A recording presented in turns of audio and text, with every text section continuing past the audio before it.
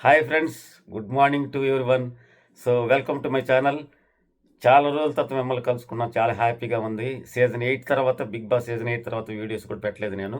So నా పనిలో నేను నిమగ్నమై ఉన్నాను.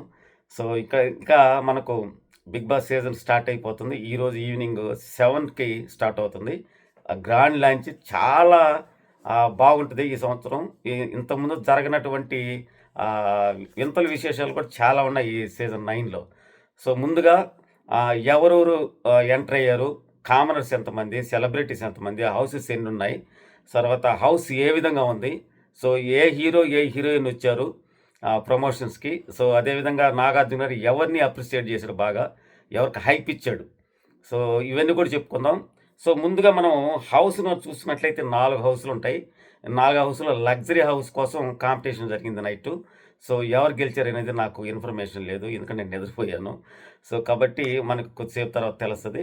తెలిస్తే మీకు షార్ట్‌లో పెడతాను, షార్ట్స్‌లో. తర్వాత జైలు దగ్గర అయితే ఒక హౌస్ ఉంటది.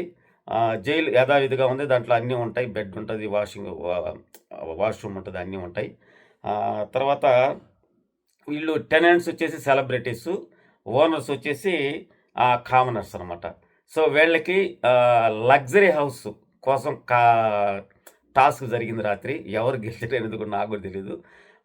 జరుగుతుందని తెలిసింది. అంటే అప్పుడే ఎంటర్ అయిన తర్వాతనే అది స్టార్ట్ అయిపోయింది. అదేవిధంగా వైల్డ్ కార్డ్స్ వచ్చేవాళ్ళు. 2.0 అని కూడా అనుకోవచ్చు. ఇది దసరాలో సెప్టెంబర్ 28న మాత్రం వీళ్ళు రాబోతున్నారు. అప్పుడు ఎవరొస్తారనేది మరొక వీడియోలో మనం చర్చించుకుందాం. ఎందుకంటే దాని గురించి ఇప్పుడు అనవసరం చెప్పుకోవడం. తర్వాత ఇక్కడ చూస్తే హైందవ సినిమాకి సంబంధించిన ప్రమోషన్ కోసం బెల్లంకొండ శ్రీనివాసు, అదే సంయుక్త మేనన్ అయితే వాళ్ళిద్దరూ వచ్చారు. వాళ్ళతోటి కూడా కొద్దిగా ఫన్నీగా మాట్లాడాడంట నాగార్జున గారు. ఇంకా అనుష్క అయితే తెలియదు, అందరికీ తెలిసిందే. అనుష్క అంటే అసలు అనుష్కని ఇంట్రడ్యూస్ చేసింది ఇండస్ట్రీకి, తెలుగు ఇండస్ట్రీకి నాగార్జున గారు కాబట్టి ఆ అమ్మాయితో చాలా బాగా మాట్లాడడం జరిగింది. ఆ టీమ్ అంతా కూడా రావడం జరిగింది. సో ఇది ఇక్కడ పరిస్థితి. సో ఇక్కడ మొదట్లోనే రివ్యూస్‌కి మాత్రం బిగ్ బాస్ వాళ్ళు జలకిచ్చారని చెప్పొచ్చు. ఎందుకంటే మా రివ్యూస్ అంతా కూడా 6 మంది లేదా 8 మంది వస్తారని కూడా ఎక్స్‌పెక్ట్ చేశారు. అదే విధంగా ఉంటే బాగుండేది. ఎందుకంటే కామనర్స్ మామూలుగా గేమ్ ఆడలేదండి. ఈ సెలబ్రిటీస్ కంటే వాళ్ళు చాలా దుమ్ము రేపేసారంటే అసలు ఒక పీక్స్‌లో ఆడారు వాళ్ళు మాత్రం.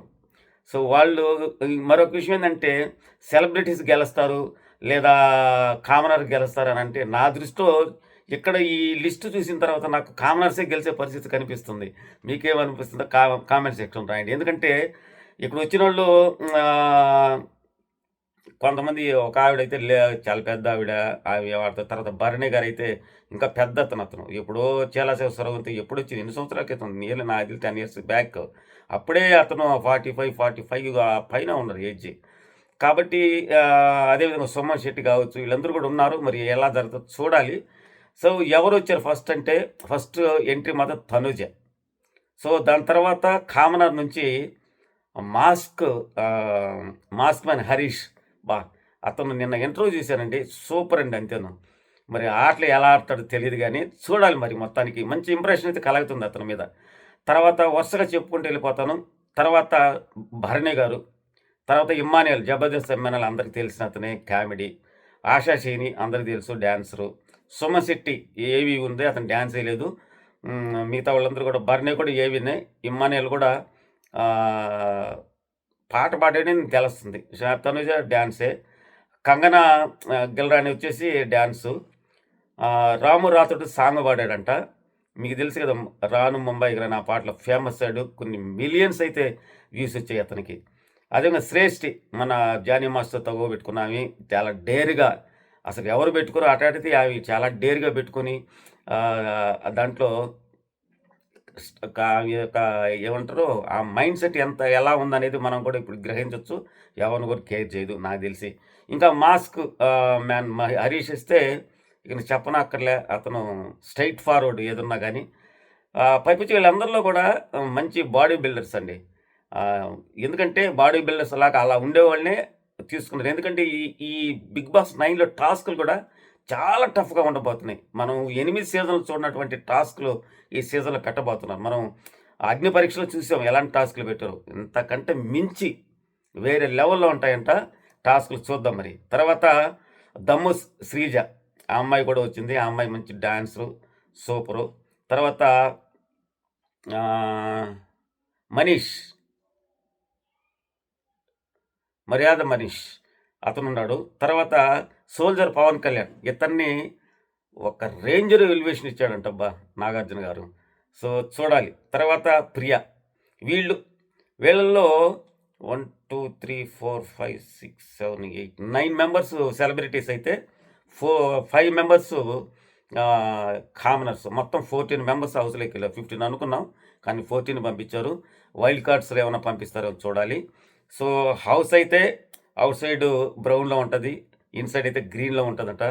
చాలా బాగుందంట. ఇది హౌస్ అయితే ఇంతకుముందు లేని విధంగా ఇప్పుడు డిజైన్ చేశారని తెలుస్తా ఉంది. అదేవిధంగా 'బిగ్ బాస్' వాయిస్ కూడా మారుతదని అంటున్నారు. మరి చూడాలి రేపు రాత్రికి మనకు అంతా అయిపోయి గ్రాండ్ లాంచ్ అయిపోయిన తర్వాత లోపలికెళ్ళిన తర్వాత 'బిగ్ బాస్' వాయిస్ ఏమైనా వింటామేమో చూడాలి.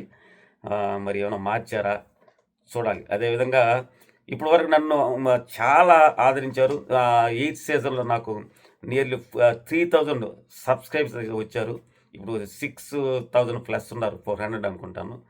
ఈ 10,000 రావాలైతే నేను నా టార్గెట్‌గా పెట్టుకున్నా. మీరందరూ నన్ను ఆదరించినట్లయితే 10,000 పెద్ద విషయం కాదు. 10,000 రీచ్ అవుతదని అనుకుంటున్నా. సో చూసిన ప్రతి ఒక్కరు కూడా లైక్ చేయండి, షేర్ చేయండి, సబ్స్క్రైబ్ చేయండి. బెల్ ఐకాన్ యాక్టివేట్ చేసుకుంటే నేను చేసే ప్రతి వీడియో కూడా మీకు నోటిఫికేషన్ వస్తది.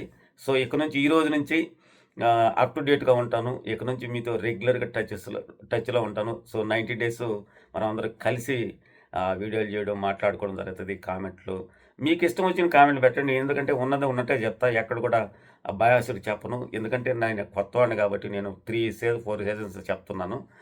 నాకు ఎలాంటి ములాజా లేదు. ఉన్నది ఉన్నట్లే చెప్తాను. మీరు ఎలాంటి కామెంట్లు పెట్టినా నేను పట్టించుకోను. ఎందుకంటే కామెంట్స్ అనేది సహజం. పాజిటివ్ ఉంటాయి, నెగెటివ్ ఉంటాయి.